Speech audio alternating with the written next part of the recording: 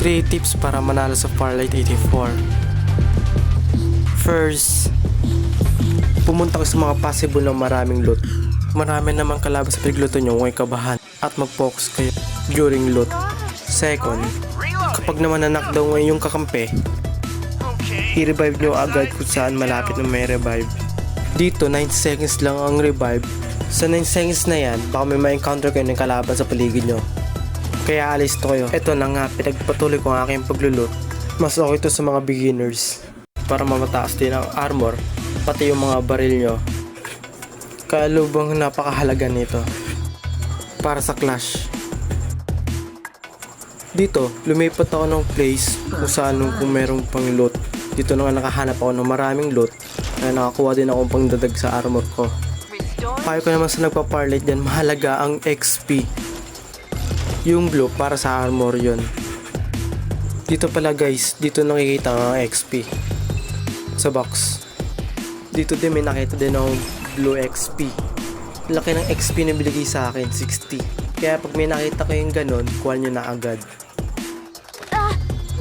Third, dito kasama ko si Phantom. May nakita kaming kalaban, kaso malayo kaya umalis na kami dito. Sa kabilang isla din marami din kalaban doon, pero hindi namin sinugod, baka kami mga patay doon. Dito, play safe kami ng mga kampi ko. Dito, nakasalubong si Ember.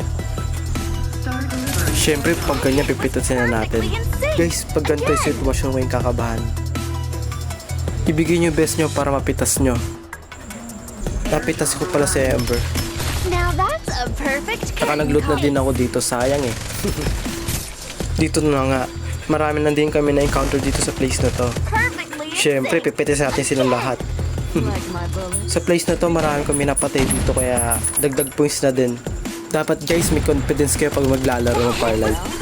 Kasi isa din sa mga technique para lumakas sa Farlight. Dito may tao sa loob, kaya hinagis ko ng speaker. Dalawang speaker pa nilahagis ko doon para lang lumabas. Sa part na to, hirap ko siyang pitasin. Dito, nag-reload muna ako bago ko siyang barilin. Yun, na-knockdown ko siya. Dito, lumabas ako. May nakita akong makulit dito eh. Dito guys, nag-defense na ako. Alam mo kung silugi ako. Sakit ang baril niya eh. Kaya naghahagis ako sa kinakatayon ko ng speaker para hindi siya umakyat. Dito pala guys, napitas siya ng isang kakampi ko. After namin mga ipag-clash, lumipat kami na ibang lugar para mang-rush ng mga kalaban. Kasi pag marami kill mo, malaki din points na ibibigay sa'yo. Isa na din sa mga tik-tik kapag marami ang kill. Please, maraming salamat sa panonood and good luck. Sana nakatulong sa inyo ang video ito. Sa mga nanonood dyan, pakipollow po ako and like and share na din po. Thank you. Kita-kits po tayo sa mga bago kong video guys.